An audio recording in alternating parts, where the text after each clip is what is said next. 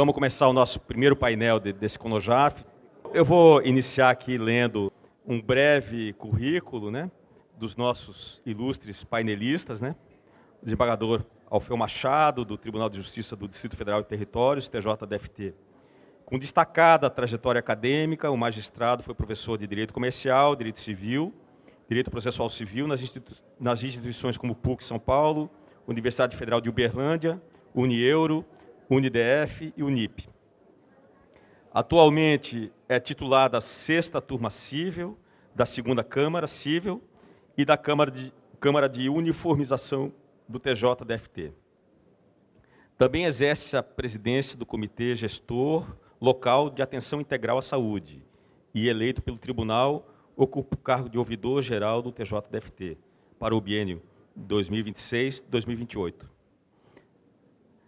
Em relação ao nosso colega Luiz Eduardo Oliveira, ele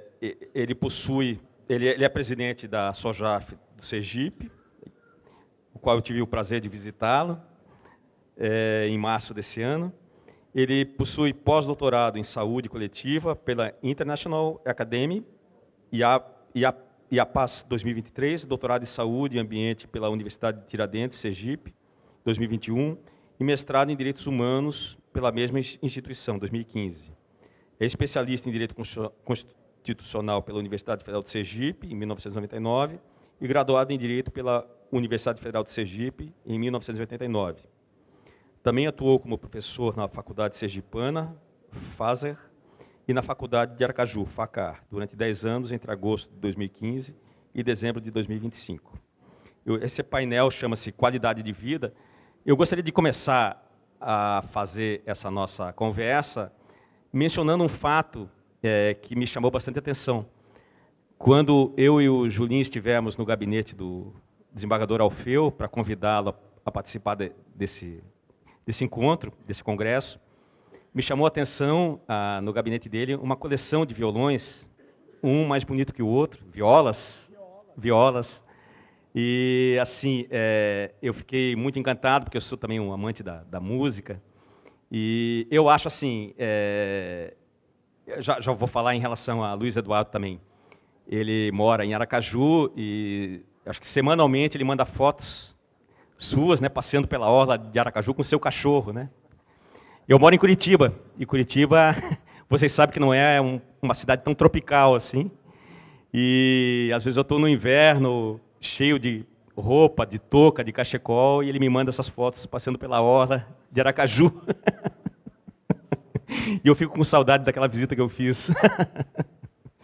Então, é isso. Eu acho assim, em relação à qualidade de vida, acho que quanto mais multifacetada for a pessoa, mais interesse ela tenha em outras atividades culturais, esportivas, né? Mais qualidade de vida ela tem, né? A gente não é só trabalho, a gente não deve ser só trabalho, a gente deve ser trabalho e também outros interesses, né? E isso faz com que a nossa qualidade de vida seja mais preciosa, né? Eu vou passar primeiramente a palavra ao doutor Alfeu Machado, para que ele discorra, né, primeiro sobre essa ideia que eu tive para a gente começar a nossa conversa. E depois a gente vai fazendo uma interação aqui, tá? De maneira que seja um papo leve, um papo agradável e que todos possam também ouvir, né, apreender alguma coisa e, posteriormente, também ter alguma participação em perguntas. Obrigado. Com a palavra, doutor Alfeu. Eu vou me permitir aqui trazer algumas anotações, aqui fazendo a abertura da nossa fala, homenageando 6 oficiais de justiça, na época que fui servidor do Tribunal de Justiça de Minas, comarca de Uberlândia, os mineiros aqui em minha saudação presentes. Aí, ó. E oficiais que trabalhei como advogado, como estagiário e também como escrivão da 5ª Vara Cível da comarca de Uberlândia, José Alberto Major, Luiz Antônio Carrijo, Vasco,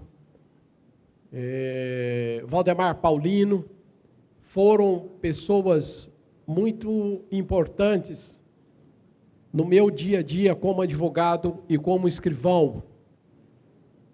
E aqui faço um pequeno paralelo a evolução, o reconhecimento hoje do trabalho dos senhores oficiais e oficiais de justiça. Antes de ser juiz, em Uberlândia não tinha, em Minas não tinha oficiais de justiça. Meu primeiro contato com oficiais de justiça foi aqui em Brasília, no Tribunal de Justiça. Depois, posteriormente, oficiais de justiça, oficiais concursados, também foi aqui, porque eram todos nomeados. E, assim, como eu fiz a minha primeira manifestação, a figura do Meirinho, do Código de 39, do Código do Império, do Código Colonial de Processo Civil, a evolução, a importância que o oficial de justiça vem tendo no sistema judiciário brasileiro, desde o Brasil Colônia, do Brasil Império, da Velha República, da República Intermediária, dos dias atuais. E o que eu venho percebendo? Que o oficial de justiça é aquele agente público que é o responsável pelo cumprimento das ordens do juiz no mundo real. Então, esse elo entre judiciário e sociedade, essa ponte, são vocês que fazem. E a concretização da justiça são os senhores e as senhoras que fazem. A notícia boa, a notícia ruim, são os senhores que fazem, que concretizam. Não somos nós, juízes. E, veja bem, nós vivemos uma sociedade, por mau exemplos de agentes políticos, onde a desobediência e o descumprimento das ordens judiciais, né, e agora pressionados pela mídia, para que, atrás de um processo de desconstrução da imagem do poder judiciário, e aqui faço meia-culpa por desvios de conduta, tanto na parte comportamental, como também na parte remuneratória de alguns membros do judiciário e de alguns tribunais. Faço meia-culpa aqui publicamente, porque eu tenho aqui a tranquilidade de dizer que o meu tribunal, o Tribunal de Justiça de Brasília, não participa dessas compactações, não teve esses desvios. Eu nunca recebi penduricário, eu mostro meus contra-cheques antes das decisões do Supremo. Então, eu tenho esse aspecto. Eu deito e durmo com o travesseiro porque eu não tenho essa culpa. Né? E, naturalmente, aqui eu chamo a atenção como professor de processo civil, ex-professor. As atribuições do oficial de justiça a partir do artigo 154 do Código de Processo Civil, ali onde traz legalmente as suas atribuições, eu não vou ler. Então, o mais importante aqui, esses atos de comunicação, de execução, de avaliação de bens e de auxiliar na justiça. Eu recordo de um fato como juiz substituto na execução judiciária de Taguatinga no ano de 91, em que um colega trouxe um problema enorme para os oficiais de justiça aqui do Distrito Federal. Ele disse o seguinte, ele botou uma cadeira na porta e disse o seguinte, só entra para falar comigo quem o oficial deixasse. Vocês imaginam o mal-estar com a AB, o mal-estar entre nós, juízes, que não tinham esse costume, porque ele veio de Rondônia para cá. Né? E, naturalmente, nós tivemos que chegar nele, o diretor do fórum, colega, você não pode fazer isso. Não, mas lá em Rondônia. Não, cara, lá em Rondônia, aqui não, me desculpe algum representante de Rondônia, mas não é. Aqui a realidade é outra do oficial de justiça. Então, a gente vê como há uma mudança hoje, está aqui, a senhorinha de Uberlândia está aqui, a mudança hoje que vocês, o protagonismo que o oficial de justiça hoje tem, né? Independente ou não das conquistas funcionais, remuneratórias, que são justas. Mas então, eu trago aqui como magistrado, como ex-servidor da justiça, como ex-advogado, o protagonismo e a consciência nesse congresso que os senhores e as senhoras oficiais de justiça têm que ter. Sem vocês, não se concretizam. Ah, mas no segundo grau, uso nos plantões, nas medidas de internação, de remédios, os planos de saúde, como dão trabalho para a gente. Né? Então, já teve diretores, representantes aqui de planos de saúde, que foi 2 oficiais de justiça com a polícia. Olha, já a segunda vez para você cumprir, para internar a pessoa ou para dar um remédio. Por quê? A hora que ele sentiu que queria ter uma condição coercitiva, um crime de desobediência, ele cumpriu. Foi eu? Não, eu exerci o poder que o Estado me investiu no momento da posse. Mas quem concretizou? Foi o oficial de justiça. Então, aqui falo como desembargador, falo como presidente do Comitê de Saúde, que vai ser a minha próxima fala, futuro presidente da Comissão de IA e também ouvidor. Porque hoje o meu convite ao meu amigo Júlio foi na condição daquilo que, como presidente do Comitê de Saúde, eu consegui para os oficiais de justiça 2 benefícios muito relevantes, né, que os oficiais locais têm conhecimento. Vamos adentrar ao nosso tema. Na condição de presidente do Comitê de Saúde, Liduína, que era então o presidente da comissão naquele momento, me trouxe uma situação que nos meus mais de 30 anos de magistrado não tinha percebido. As condições de trabalho dos senhores e das senhoras, a síndrome do pânico, o medo, o adoecimento mental. É hoje a categoria de servidor que tem mais servidores afastados por licença médica, quase que um rodízio, um índice alto. Não posso revelar, porque além da presidência da Comissão de Saúde, não expor os colegas aqui do TJ. O índice alto. E, a partir de então, ora, veja bem, a minha condição de presidente do Comitê de Saúde, eu substituí uma colega que estava de licença médica, ela veio a óbito este ano, eu interinamente tive que executar funções de titular, não sendo titular, sempre dizendo, eu sou o presidente interino do Comitê de Saúde. A partir daí, com os diálogos com a Liduína, posteriormente ao Júlio, nós desenvolvemos um trabalho do NUPS, que é o Núcleo de Psicologia, do Trabalho Mental com senhores e senhoras oficiais de justiça.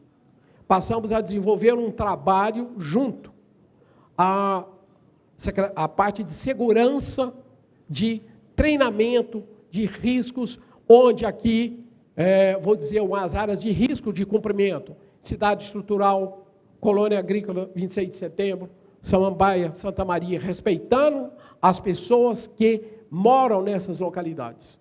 Sol Nascente, que os agentes políticos locais não dizem, mas era a maior favela em céu aberto de Cerrado, que é aqui, está pertinho de nós aqui. Então, capital da República, eu convivo com o dilema do poder do Lago Sul, do Congresso, são todos meus jurisdicionados. Eu nunca imaginava da dificuldade que um oficial de justiça tem para cumprir um mandado lá no Lago Sul, no Lago Norte. Eles já me narraram. Eu sabia, em Santa Maria, na Samambaia, porque eu fui juiz no Gama. Então, tive que, depois de muito diálogo, de muita percepção, criar 3 categorias de servidores para o Comitê de Saúde de risco. Primeiro deles, os oficiais de justiça. Pânico. Já foram feitas palestras lá. Nesse interregno, depois de 10 anos, eu quero trazer aqui um depoimento meu pessoal. Eu sempre fui muito agitado, muito ansioso. Chegou uma época da minha vida, fui para o psiquiatra e disse o seguinte, não, você vai fazer terapia. Procurei uma psicóloga, e ela trabalha com mindfulness. E ela disse o seguinte, olha, só tem uma coisa para desacelerar, vai fazer meditação.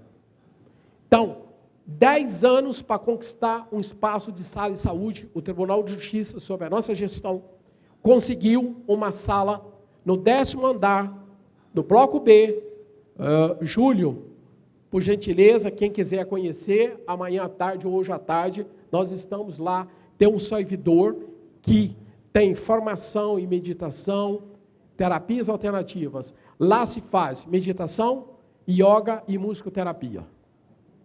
Para os tribunais federais, para os tribunais do trabalho, para os tribunais de justiça dos estados, vocês têm que buscar isso. Falo com autoridade. Eu pratico meditação há 12 anos. Naqueles momentos que eu fico pilhado, que eu não consigo dormir, embora eu tome 3 medicamentos para dormir, mas tem dia eu não consigo, o excesso de informação, mesmo que eu faça a dieta informacional de notícias, porque hoje, de 90 a 100 informações, você vai aproveitar uma e olhe lá. Tudo direcionado. O fato é real, o fato existe. Mas a IA, o ChatGPT, coloca aqui do jeito que você quer, para o leitor direcionado, para o anunciante, a quem tem interesse que paga. E hoje, fatos recentes têm me mostrado, desculpe, a nossa assessora de imprensa, mas hoje caiu a máscara, eu vou ter que falar publicamente, da chamada fonte do informante. Muitos têm sido pagos. Eu, como julgador, já julguei processos envolvendo autoridades locais e da República, onde eu percebia claramente que por trás daquilo tinha dinheiro. O anunciante, a publicidade está falando mais alto do que a liberdade de expressão nesse país. Eu lamento não ter que dizer, porque eu já fui vítima várias vezes aqui de matérias locais que não existiam. E que teve fatos que eu julguei e disse, publique o que aconteceu. Não use IA, não diversa, porque eu vou pedir direito de resposta e eu vou publicar a minha decisão aqui. Então, hoje o oficial de justiça é aquele que incomoda. É aquele que vai tirar alguém de casa, um poderoso, um empresário na Maria da Penha. E eu não sou da área criminal, sempre fui juiz civil de fazenda, de família. Então, voltando ao nosso tema, nós buscamos hoje desenvolver em palestras à disposição a uma servidora, uma psicóloga especialista que trata os oficiais de justiça aqui. A Daniele Prieto, ela tem obras dedicadas só no atendimento de síndrome do pânico. Isso é medicina do trabalho, não é trabalho específico para médico, mas para psicólogo. E se pergunta por que alguém entra na Força Aérea Americana, nos Marines, ou um legionário francês. Eu sou ex-militar, eu tenho fascínio pelo mundo militar. Não pela arbitrariedade, pela falta de respeito à Constituição que você vê dentro dos quartéis. Porque a Constituição não entrou dentro dos quartéis. Ano que vem faz 50 anos que eu servi o Exército. Eu perdi a divisa de cabo no dia da formação por um questionamento ao tenente. Então, e tem parentes militares da minha família, nasci e cresci numa região das mais militarizadas do Brasil, que é o sul de Minas, Campos da Advertência. Para todo lado que eu olhava, tinha o quartel das Forças Armadas. Então, o que eu chamo a atenção? O oficial de justiça hoje, numa sociedade doente moralmente, e a gente vê isso muito na área de Maria da Penha, na área de direito de família, os processos de guarda, de retirada de criança, de voltar e de trazer. Imagina para mim, que sou o relator do processo, ou vogal, determinar uma prisão. Imagina, então, fico me colocando no lugar de vocês, como você vai lá e tirar uma criança de uma mãe que é usuária de droga, que é alcoólatra, que é uma pessoa desequilibrada emocionalmente, que não tem condição de criar aquela criança como mãe. Eu fico só pensando como, e às vezes eu converso isso com o Júlio. Júlio, me ajuda com o teu colega aí, como é que eu vou fazer que isso aqui se torne efetivo? Então, a síndrome do pânico é uma realidade entre vocês. Ela te dá insônia, te dá taquicardia. E como resolver isso? Há terapias, o mindfulness, a meditação. Aprendi meditação, inclusive a Embaixada da Índia tem me cobrado para ir lá fazer conhecer. Então, eu pratico a meditação mindfulness, que a gente se pergunta, a guerra do Vietnã foi um desastre para o mundo? Foi. Mas tem um lado positivo que as pessoas não enxergam. Combatentes americanos, alguns até desertaram, outros não aguentaram a pressão, jovens foram lá para o Vietnã. Saíram de lá tão desorientados que foram para a Índia, para o Tibete, para outros países e aprenderam a técnica da meditação. Num primeiro momento, entraram como monges, mas alguns falaram, não, eu não tenho vocação para ser monge budista ou qualquer outro de alguma religião hindu. Aprenderam a técnica da respiração nos mosteiros, trouxeram para os Estados Unidos, se tornaram psicólogos, ocidentalizaram a meditação por respiração. Olha o que eu quero chegar. Aqui em Brasília, nós temos a Sociedade Vipassana de Meditação, onde o seu presidente, Regis Guimarães, é meu amigo, é de Uberlândia, senhorinha, tá? E ele foi da primeira turma de engenheiro aeronáutico em 57 do ITA. Ele morou nos Estados Unidos e lá ele sentiu, nos anos 80, o que é você ser o co-work. Aquele jeito que trabalha 14, 18, 24 horas por dia. Ele entrou num estado de esgotamento, de burnout total. Ele trouxe para Brasília a sociedade, criou a sociedade de meditação Vipassana, usando a técnica do Mindfulness. Então, o Mindfulness hoje, meu depoimento pessoal, ajudou muito a resolver esses problemas. Às vezes eu paro. Depois, eu aprendi meditação com uma instrutora em Goiânia, a Roberta, ela ficou 8 meses na Índia aprendendo meditação. Então, quando você para, quando eu estou pilhado, eu levanto 4h30, vou para a sala do sofá do meu apartamento, no silêncio, e começo a pensar do dedo mínimo do meu pé, eu vou ao fio do meu cabelo. Eu levo 15 minutos, meia hora, 45 minutos, 1 hora. Parece que eu tomei uma injeção de ânimo, parece que eu estou voltando às minhas férias.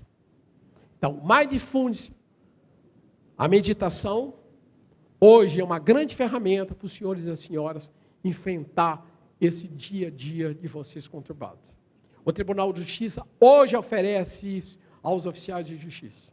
Palestras, oferece a sala de bem-estar lá para que os senhores e senhoras, os oficiais de justiça, servidores, magistrados, vão lá.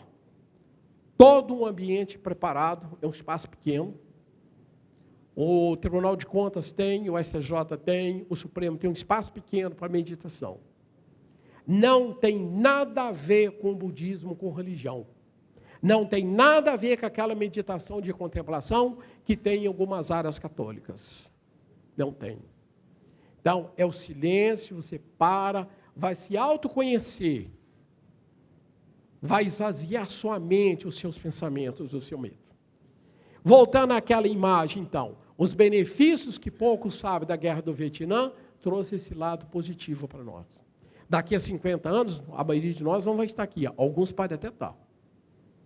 O mundo está caminhando para que, ao lado da China, uma sociedade milenar, 5, 6 mil anos, a Índia vai se sobrepor, porque o hindu para e pensa, ele tem tempo para ele. Nós ocidentais, a nossa mente parece um cavalo bravo, parece uma panela de pressão, ela é fervilha de pensamentos e de ideias inúteis, de tanta informação inútil que a mídia tem trazido para a gente. Reitero, no mundo todo há livros, há obras, dieta informacional. Você tem que se manter informado, mas faça um filtro. Países como a Suécia, a Noruega, a Dinamarca, o menino já entra na escola aprendendo dieta informacional. Ao resultado deles na área da indústria farmacêutica, com Monjaro, com outros tantos que tem, é lá, porque eles param e pensam. Eles não ficam preocupados se o fulano ou a ciclana do jornal, o artista, o jogador de futebol, o político com escândalos. Eles não têm essa preocupação. Primeiro que não tem lá. Já começa por aí. E segundo, é que eles já estão desenvolvendo uma cultura de avanço, de não preocupar em encher a sua mente com pensamentos e informações inúteis, desnecessárias. Então, voltando ao nosso tema, o Tribunal de Justiça fez na área de saúde. Outro lado, na parte funcional. Eu também participo de muitas comissões do Tribunal de Justiça, e um deles é o NUMAPED, que é a demanda abusiva. O quanto isso tem custado caro, a demanda abusiva, com parte que não existe, com débito que não existe, e uma série de situações que tem uma recomendação do CNJ. Nós começamos a trabalhar, aqui os oficiais de justiça tinham um prazo exíguo de 20 dias para o cumprimento de mandados. Nós conseguimos, no trabalho de 1 ano, com a corregedoria, o desembargador Marizan, doutor Caio Bruckli, que era o juiz responsável, aumentar o prazo para 30 dias. Aquela pressão, aquela espada na cabeça, se cumprir. Porque você sabe que há atos de tutela de urgência que não tem como você deixar para daqui a 30 dias. Um medicamento, um remédio, um concurso, um mandado de segurança para cumprir. Muito bem. Então, nós conseguimos esse avanço. Outro avanço, para quem não é de Brasília, nós temos as cidades que se chamam cidades do entorno que é de Goiás. Nós fomos trabalhar na corregedoria e na presidência para denunciar um convênio que foi feito de forma unilateral, abusiva, arbitrária por dirigentes do passado do meu tribunal, para que um oficial de justiça saísse daqui, fosse aprender um carro em Formosa, em Lusiânia, em áreas de alto risco dessas cidades. Então, nós conseguimos que ficasse apenas e tão somente na citação, na intimação, nesses atos de comunicação.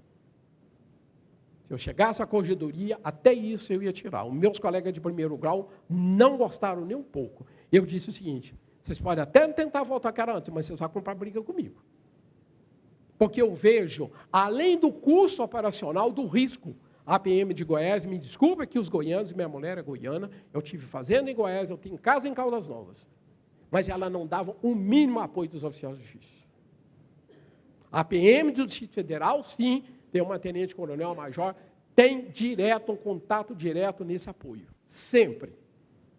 Então, o lado da segurança de vocês hoje é uma coisa caótica. Não, vocês não têm apoio. Agora, não banque o herói e a heroína sabendo que você vai cumprir um mandado numa área de risco. Ou de uma Maria da Penha com histórico de violência por quem está sendo afastado. Vá de 2, vá de 3, leva um policial militar, leva alguém de segurança do seu tribunal. Não vá, não vá.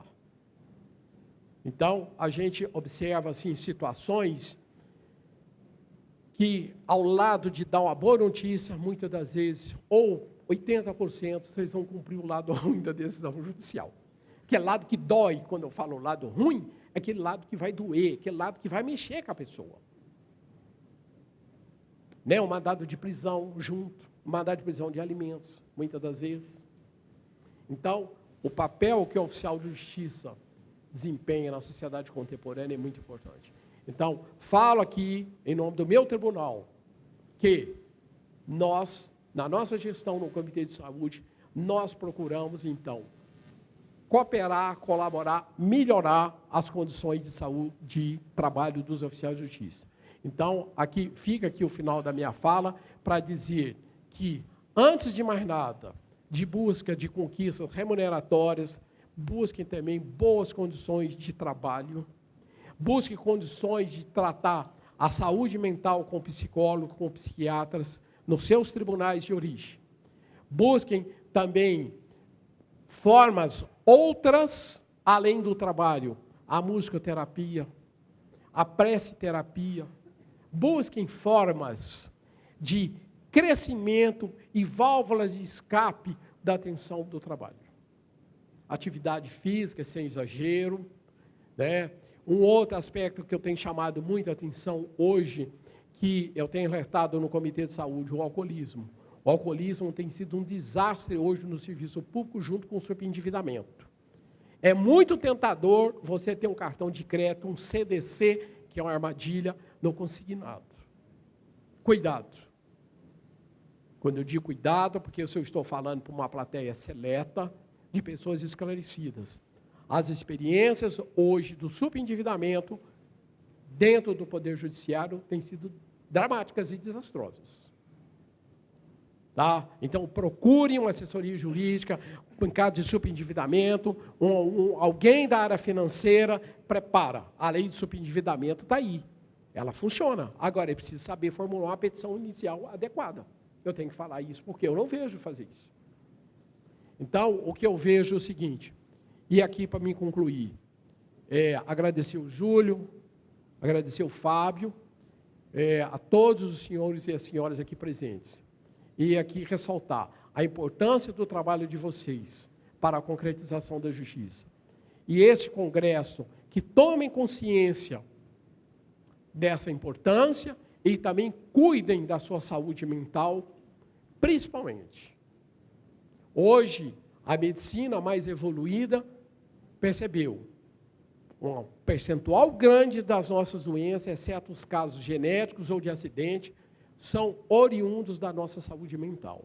Então, o Tribunal de Justiça tem feito esse trabalho com palestras, com atendimentos, com psicólogos, com médicos. Então, nós aqui estamos falando do que nós fizemos, do que está disponível para os oficiais de justiça do Tribunal de Justiça. Muito obrigado. Obrigado, desembargador Alfeu Machado. Parabéns pelo trabalho desempenhado, pelo interesse na preservação da saúde das servidoras, dos servidores públicos, em especial das oficiadas e dos oficiais de justiça. Muito obrigado. Bom, agora, nosso companheiro Luiz Eduardo, eu gostaria de saber, em poucas palavras, qual é o segredo para a boa qualidade de vida? É esse o conceito que a gente vai tentar pensar um pouco agora. Não, mais uma horinha mais ou menos. Veja, bom dia a todas as pessoas aqui presentes, trazendo um abraço forte da Sojaf Sergipe. A Sojaf que está sempre presente em todos os eventos, desde o início, sabendo da importância desses eventos, para que nós possamos sentir essa sensação de pertencimento, essa sensação de que não estamos isolados, que nós não somos um apêndice do Poder Judiciário, mas que nós realmente levamos a jurisdição, nós realmente concretizamos a justiça. Então, com muita alegria que a gente vai debater um pouquinho sobre qualidade de vida. E qualidade de vida é um conceito multidimensional, né? O que seria qualidade de vida? Carol, você pode ir passando aí para mim, por favor? O que seria qualidade de vida para os colegas lá de Rondônia, lá de Porto Velho, né, do Acre e do Rio Branco, lá de Porto Alegre, Rio Grande do Sul, Recife, Pernambuco, Goiânia, né, São Paulo, Rio de Janeiro, Belém do Pará. Então, são conceitos que realmente nos levam a pensar nesse critério multidimensional da palavra saúde, qualidade de vida. Então, o que é ter qualidade de vida? É um conceito que a gente vai debater nesses momentos aqui. Então, eu sou Luiz Eduardo, né, lá da Sojaf Sergipe, e vamos agora discutir esse conceito de qualidade de vida. Vamos lá? Nós temos que pensar em saúde, lá desde a primeira Conferência Mundial de Saúde, lá no Cazaquistão, em Alma-Ata, 1978, onde a saúde deixou de ser simplesmente a ausência de doenças, mas sim um estado de completude, né? Isso aí evoluiu, né? As conferências mundiais de saúde se sucederam.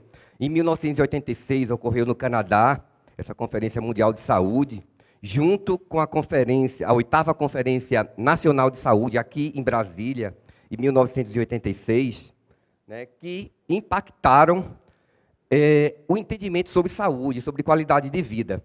Eu trago aqui essas fotografias, né? Não sei tocar, não sei cantar, mas a gente precisa exercer esse outro lado que a nossa atividade nos condiciona e nos propõe, e nos chama também a essa interação com o social. Todas essas fotografias aqui foram retiradas lá em Sergipe, ali justamente é onde eu moro, em frente à praia, mas não é só para causar, não, é para que nós possamos entender as diferenças, né? São muitos Brasis, e a gente precisa entender que esse conceito evoluiu.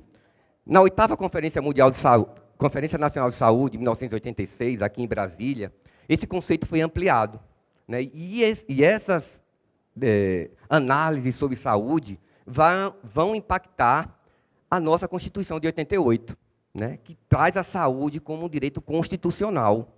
Então, a gente coloca lá no artigo 196 da nossa Constituição Federal reflexões que são feitas no mundo inteiro, né? Na conferência lá de Alma-Ata, no Cazaquistão, em 1978, na 8ª Conferência aqui de Saúde, na Conferência de Ottawa, no Canadá, em 1986, para que a gente perceba, né, que esse conceito de qualidade de saúde, ele é um conceito multidimensional.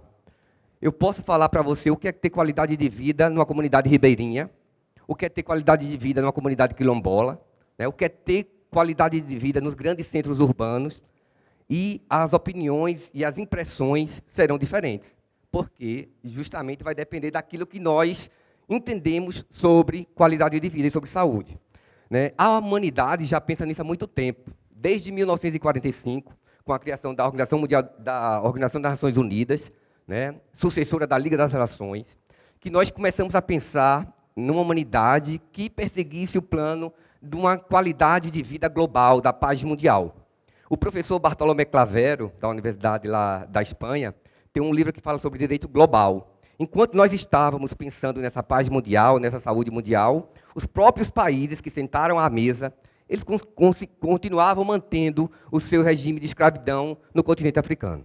Então, a gente precisa também refletir criticamente, né, o que é qualidade de vida, o que é justiça, né, e para quem serve e para quem nós estamos trabalhando na realidade. O que seria, então, essa qualidade de vida?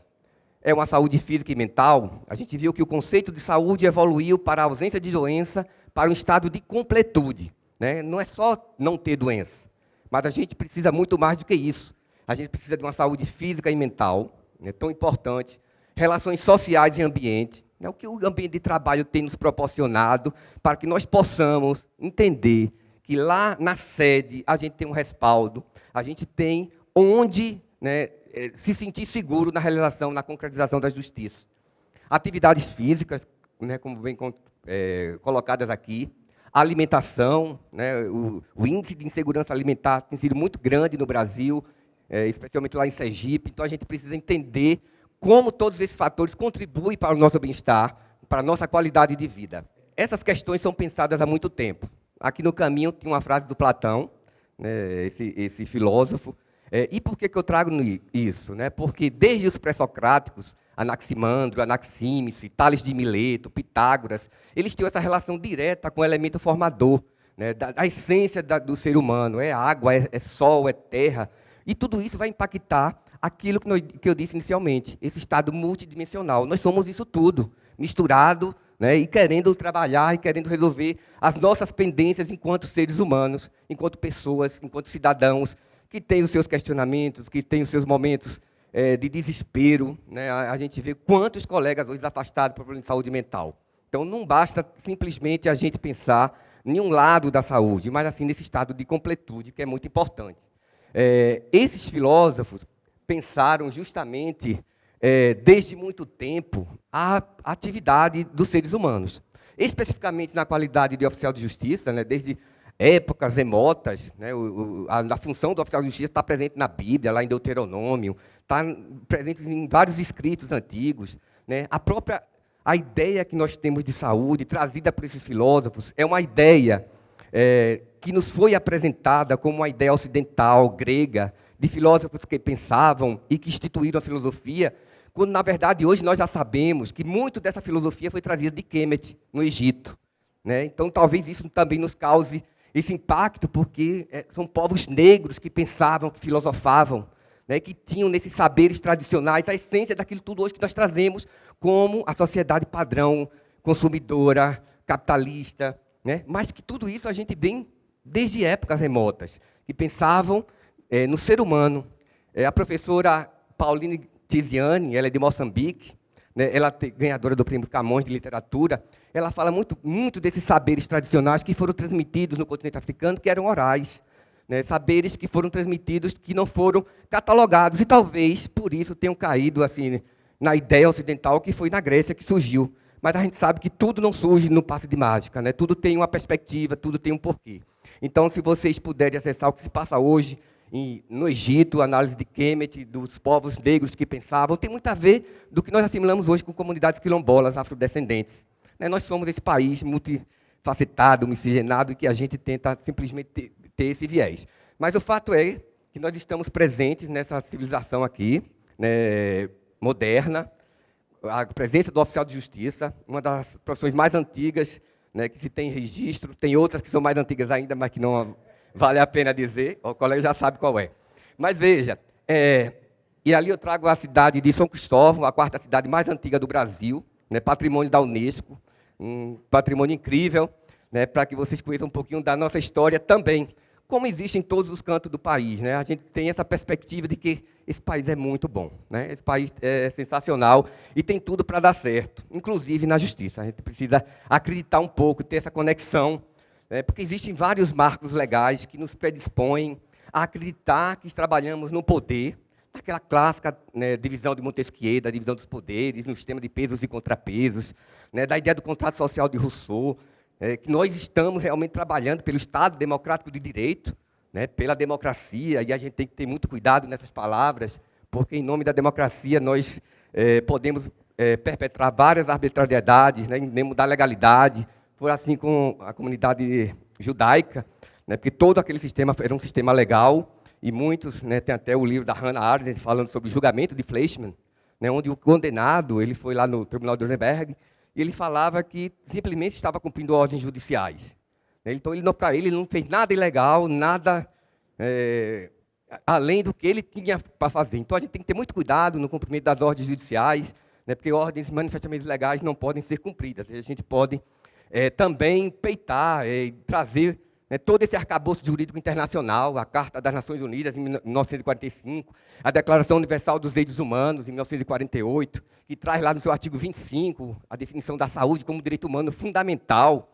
Né, num país com tantas desigualdades, onde as pessoas morrem nos corredores, morrem, né, nas ruas por falta de atendimento, morrem por demora na marcação de consulta, de exame, de cirurgias. Né? Então, hoje o judiciário virou também um apêndice do executivo no cumprimento da judicialização da saúde. Então, a gente tem que pensar em tudo isso. E os tratados internacionais. Interessante que o Brasil, né, ele é signatário dos mais importantes tratados internacionais, inclusive sobre saúde. Minha pesquisa no mestrado foi no sistema prisional sergipano, no direito à saúde. Então, a gente vê quantas violações são perpetradas, né, muito embora nós sejamos signatários dos mais importantes tratados internacionais. Não é à toa que o Brasil é constantemente demandado na Comissão Interamericana de Direitos Humanos, em Washington, nos Estados Unidos, e na Corte Interamericana de Direitos Humanos, aqui em São José da Costa Rica. Então, nós somos signatários desse tratado. Nós temos os arcabouços jurídicos já legais, que nos permitem gozar dessa saúde, que é um dever do Estado, uma obrigação do Estado, né, e que a gente trabalha tanto para ter esse direito assegurado dentro dos tribunais. Né? Interessante quanto a gente briga para levar o direito à saúde, muitas vezes, no fornecimento de medicamento, no processo de internação, e nossos colegas sendo afastados por problemas, né, físicos e mentais. Então, esse direito que é assegurado na nossa Constituição, o direito fundamental, ele deve valer para todos, né, inclusive para nós, enquanto servidores desse poder. Essa atividade do Oficial de Justiça está presente nas ordenações, né, desde as ordenações afoncinas, nas ordenações manuelinas, nas ordenações filipinas, trazendo a importância do trabalho do oficial e da oficiala. Né? É algo assim que realmente está presente desde a Constituição do Império. Nós já tivemos 7 constituições, né, 4 outorgadas, 4 promulgadas, 2 outorgadas e uma mista, né, durante o regime militar, para que a gente pudesse entender essa saúde aí que a gente tanto fala. E qual é a saúde para mim, enquanto servidor do Poder Judiciário? Vale lembrar que o CNJ foi criado lá em 2004, né, através lei da 45, né, o decreto 45, a reforma do judiciário, e trouxe a figura do CNJ, que deveria realmente estar trabalhando para a nossa qualidade de vida, a nossa qualidade de saúde no Poder Judiciário. Mas, infelizmente, a gente nota que o CNJ hoje exerce apenas um viés, né, para o lado da magistratura. Então, tem que levar em conta as condições dos agentes públicos que trabalham no judiciário essencialmente. Esses conceitos vêm desde lá dos Objetivos do Desenvolvimento Sustentável, né, que o CNJ embarcou através dos 17 ODS que nós conhecemos, que trata também desse trabalho das pessoas, inclusive com a participação da justiça e com instituições eficazes. Né? É disso que tem se valida o CNJ, muito mais que dos princípios de Bangalore, né, na magistratura, mas algo que é dos Objetivos do Desenvolvimento Sustentável, que prescreverão agora em 2030. Nós não conseguimos cumprir um objetivo do desenvolvimento sustentável. Né? Veja que como a humanidade inteira carece disso. Nós temos várias atribuições, né? Não preciso aqui estar passando para vocês quais são essas atribuições. Uma das últimas foi o critério de avaliação social. Nós nunca fizemos um treinamento para avaliação social. Devolvemos algum mandado informando que nós não éramos assistentes sociais. Né? Acionamos o Conselho das Assistentes Sociais, mas é uma imposição do tribunal que nós temos que fazer, respondendo um questionário. Interessante quais são as percepções do oficial de justiça das condições sociais. Né? E aí vai de cada um. Eu sempre boto que, apesar de não ser da minha expertise, apesar de não ter sido treinado, né, o que eu acho são questões de vulnerabilidades, né, e vulnerabilidades imensas. A gente está falando num Estado pequeno, num Estado que pode ter tudo para dar certo, um Estado que é seguro, com qualidade de vida boa, né, mas que as pessoas ainda clamam por justiça, as pessoas anseiam por um poder judiciário realmente independente e harmônico entre si, né, entre os poderes. E quais seriam essas funções sociais que serão desenvolvidas por nós, oficiais de justiça, desde a reforma do Código de Processo Civil de 2015, né? Que já está lá, falando que a gente tem que ser compositor de conflitos, e tentar trazer isso à tona. Nunca fizemos um curso sobre isso, né? E nunca, não conheço nenhum colega que tenha feito essa pauta de autocomposição, né, dos conflitos lá.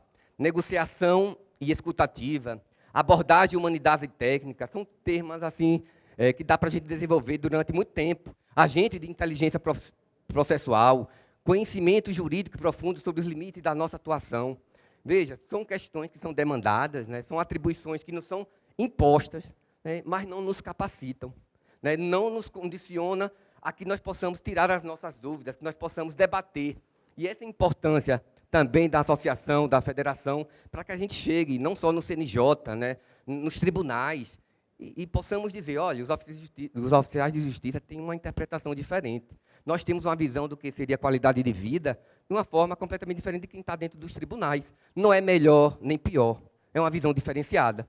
É aquela visão que nós temos porque estamos em contato com a população. Se nós fôssemos certificar o que se fala do juiz, de promotor, de mãe de juiz, de mãe de servidores, a gente só ia andar recebendo processo, né, para explicar. Mas a gente tem que ter essa capacidade de análise, de filtrar as coisas. Mas esse processo de filtrar também nos adoece.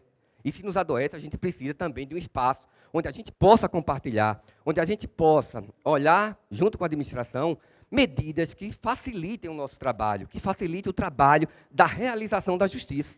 Né? Porque nós somos esses agentes que levam a justiça para todos os lugares. Existem várias resoluções do CNJ, lá desde 2004, né, instituindo a Política Nacional de Gestão de Pessoas no âmbito do Poder Judiciário. Temos outras resoluções, a Resolução 600, que está em pauta. Né, a gente, como agente de inteligência processual, né, e às vezes esse nome já nos causa impacto. Né, que inteligência é essa que a gente nem sabe, que a gente não está nem preparado para fazer essa busca ativa, né, esses acessos que nós temos, que são tão controlados, né, ao sistema bancário. Então, a gente precisa, né, olhar objetivamente o que é esse papel do oficial de justiça como agente de autocomposição. Até que ponto nós podemos realmente ir, né, até que ponto a gente pode atuar para que esse processo de análise do sistema de execução fiscal, né, possa ser mais humanizado, possa ser mais eficiente, mas sem perder essa capacidade que tem um oficial de justiça, né, de levar não só a ordem judicial, né, mas levar muito mais a possibilidade, o auxílio, procure seu advogado, consulte, porque você tem outras possibilidades de fazer.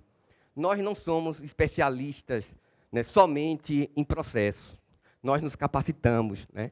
Aqui, a grande maioria tem as suas formações, tem as suas especializações, mas nós somos especialistas em gente, né, porque nós lidamos diariamente com pessoas com N problemas, né, que buscam no judiciário apoio, que criticam o judiciário por falta de apoio. Então, tudo isso nós levamos diariamente. Nós precisamos de qualidade de vida no trabalho, e todos esses fatores influenciam, clima, cultura. É por isso que, muitas vezes, a arte, né, a possibilidade do mindfulness, né, pode nos salvar. Né, uma terapia, né, que também nos salva, o canto, o tocar o violão, né, o fotografar. Me chamam muito lá de cateu, fotografo muita planta, muito bicho, e, enfim, aí a gente sofre um bullying indireto, né, principalmente os artistas, não sei se eu sou artista, mas um observador da sociedade, que vem isso, né, a gente tenta levar isso para a nossa SOJAF. Né? Que qualidade de vida é essa no trabalho? Um trabalho com os tribunais cada vez mais vazios, né? Com salas que você chega, só vê um colega, o resto está de home office. Né? Você não tem mais a identidade, eu não sei mais quem é meu colega que trabalha nas varas, são muitos requisitados, que nem são colegas concursados. Então, veja que nós próprios precisamos pensar o Poder Judiciário. Né? Que é esse o tribunal. E eu brinco lá na Justiça que daqui a uns dias a gente vai abrir uma salinha de coworking e botar lá, Justiça Federal. Porque está todo mundo em home office. Não justifica as reformas, os prédios suntuosos, o nosso prédio lá é belíssimo. Né? Então, a gente vê que tem esse interesse do CNJ, através de suas várias resoluções, mas que são medidas de cima para baixo. Nós, enquanto oficiais, temos e devemos participar desse processo. Eu trago aqui um censo de 2023, né, que já mostra claramente a idade da nossa carreira no judiciário. Eu abri um SEI agora, lá na Justiça Federal, para saber especificamente dos oficiais de justiça. Né? Porque os servidores, em geral, é muito fácil você camuflar. Mas de oficiais de justiça, qual é a média? A gente vê que mais da metade tem acima de 46 anos. Veja, como a gente vai falar de saúde, eu brinco que lá daqui a pouco a gente vai, na sala dos oficiais de justiça, botar um setor só para idosos. Né? Porque muitos já estão no abono permanência, muitos já estão acima dos 60, inclusive eu, né? Que trabalham ainda. Então, a gente merece, teve até uma proposta de outros colegas lá da Justiça do Estado, solicitando que os acima de 60 a gente só cumprisse mandados a não sei quantos quilômetros de casa. Aí são medidas que a gente também questiona. Veja como está o CNJ preocupado com, né, a faixa etária, né, o percentual de mulheres e homens que trabalham na justiça brasileira. Vejam ali, né, mais de 50% tem acima de 46 anos. E acima de 56 anos, né, vários. Né, então, a gente vê que nossa categoria está envelhecendo. Então, a gente precisa de falar de saúde para a terceira idade. Né? Uma terceira idade que não é mais uma terceira idade de 50 anos atrás. Pessoas com homens e mulheres ativamente, né, que participam, né, que têm ainda uma condição de vida que merece um olhar especial. O CNJ também está preocupado com as nossas qualificações. Né? Em grande parte, claro, tem que ter o nível superior, né, mas quantos investiram no mestrado, no doutorado, agora, né, com o auxílio, é que os colegas estão despertando para a possibilidade de fazer um mestrado e fazer um doutorado. Por que isso é importante? Porque isso nos capacita. É a mesma coisa que a participação política, ou na política. Né? Nós precisamos de representantes que possam nos ouvir. Tem alguns colegas, né, que fazem parte hoje do Senado ou da Câmara, né, como os parlamentares federais, que nós precisamos procurar. Os policiais fizeram isso muito bem, fazem isso diariamente. Eu não sei a quantidade de policiais hoje que são candidatos lá em Sergipe. Uma imensa maioria, porque eles viram que, através da política, que eles conseguem barganhar muita coisa. E a gente precisa disso. Né? A gente precisa de oficiais e oficialas na política. Né? A gente precisa saber que as nossas decisões, enquanto categoria, também têm que ser ouvidas de dentro. Né? E que a gente também tem voz e pode estar, né, participando na política. Não é fácil. Né? Eu participei em 2 eleições passadas, e a gente sabe o quanto é difícil, né, o processo de você se apresentar como capaz de fazer algo em torno do país sem ser ligado a um viés político. Né? Então, assim, é algo assustador. Se você é de um lado, você perde os 50% do outro. Se você é do lado de cá, você perde o resto, então a gente se divide bastante. A gente precisa dessas atividades. Né? Então, a gente precisa usar essas ferramentas tecnológicas. Para quem tem mais de 60, é uma dificuldade a mais. Né? Tem colegas que, do TRT especialmente, estão desesperados, né, com essa possibilidade de fazer busca ativa, de entrar em site, programas oficiais, de banco. Quer dizer, realmente tudo muito novo para a gente. Então, o Poder Judiciário não pode simplesmente impor essa obrigação sem um preparo. Né? E a gente pode, justamente daqui, colher essas informações, colher algo que possa apresentar para todos os tribunais, né, a importância de pensar essa resolução 600 de uma forma especial para quem tem mais de 60, né, para aqueles que têm uma dificuldade com tecnologia, porque essa é uma realidade. Nós vamos ficar até 70 no mínimo. Né? Tem colegas que saíram na expulsória, mesmo, porque por N questões, então a gente tem muitos colegas lá que estão já no abono permanência. E que se nós sairmos todos, vai impactar no trabalho dos colegas, vai impactar na saúde mental dos colegas. Então a gente tem que pensar na saúde nesse prisma, nesse viés, né, amplo, né, com questionamentos, com participações. Pesquisa patrimonial e localização de pessoas, veja, coisa que nós nunca fizemos. Né? Como é que a gente vai partir para essa prática sem um treinamento prévio, né, sem uma discussão com os próprios oficiais? Temos que pensar nisso, nós temos que pontuar, nós temos que fazer valer o nosso pensamento e a nossa atitude.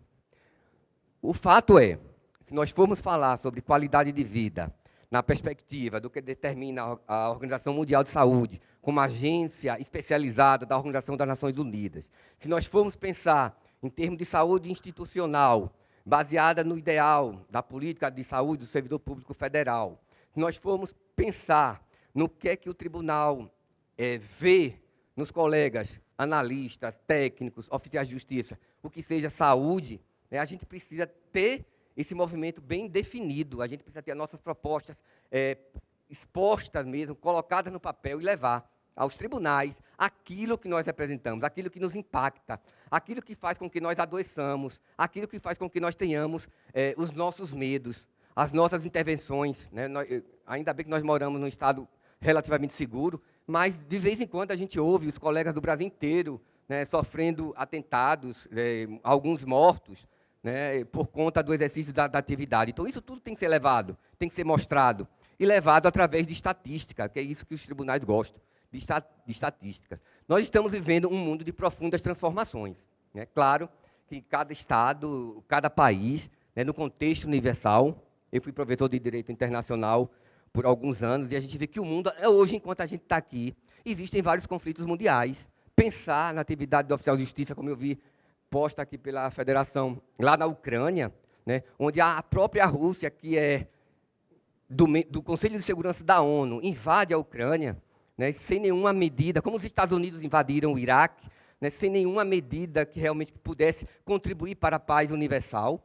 A gente precisa também entender que a gente tem uma participação que deve buscar, nesse contexto mundial, onde nós não podemos mais ficar omissos. Né? A gente tem que ter essa participação efetiva e ativa, não só como oficial de justiça, mas como cidadão, né, brasileiro e mundial, porque nós todos seremos impactados, quer queiramos ou não. Né? Enquanto nós estamos falando aqui, Sudão do Sul está em guerra, Mianmar está em guerra, Omã está em guerra, né? A Colômbia é abalada por terremoto, Venezuela é abalada por terremoto, ditaduras consolidam seu poder. Então, a gente precisa entender que nós somos também cidadãos do mundo.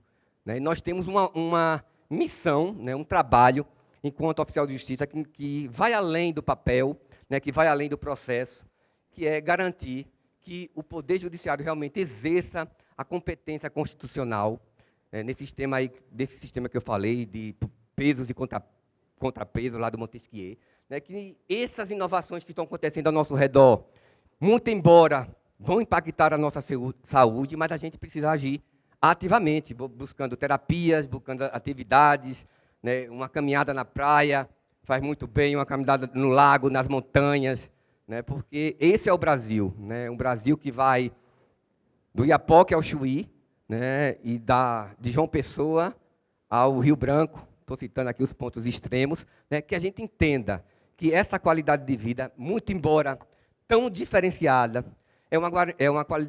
é um conceito de saúde que é nos garantido pela Constituição Federal, lá no seu artigo 196, pelo artigo 25 da Declaração Universal dos Direitos Humanos, e que faz com que nós estejamos aqui hoje, em Brasília, né, discutindo qualidade de vida no trabalho, qualidade de vida enquanto cidadãos. Eu gostaria de finalizar com essa reflexão.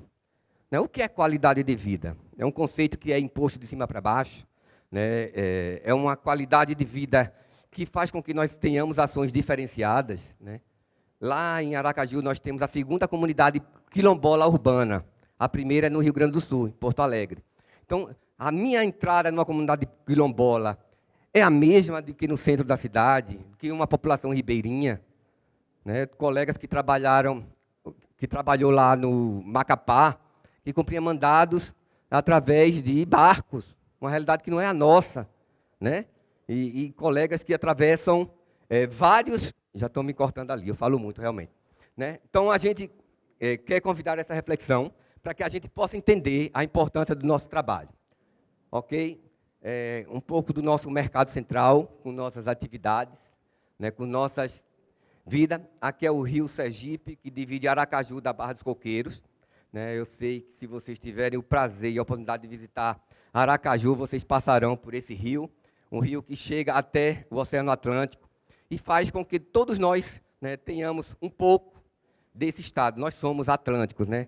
Já dizia a professora sergipana, Maria Beatriz Nascimento, que ensinou muito tempo na Universidade do Rio de Janeiro, foi assassinada, um dos primeiros casos de feminicídio, por defender outra mulher. Falando isso, nós somos atlânticos, né? Nós temos essa proximidade com o mar, apesar, né, desses outros Brasis aí, do Mato Grosso, Rondônia, que tem outros aspectos, né? Rondônia tem lá Cacoal, uma cidade também muito grande, importante. E aí, o nosso forró, né, que vocês podem conhecer durante todo o ano. Isso faz parte também do que seja qualidade de vida, isso faz parte do conceito de saúde, porque a arte também pode nos curar, né, desse universo de um judiciário cada vez mais opressor em relação aos servidores, mas que a gente ainda é privilegiado em relação a muitos outros servidores. Então, a gente precisa ter essa compreensão, né, valorizar o nosso trabalho, buscar condições de melhorá-lo e agir para que, efetivamente, a FENASOJAF assuma esse protagonismo em defesa dos oficiais de justiça. Muito obrigado.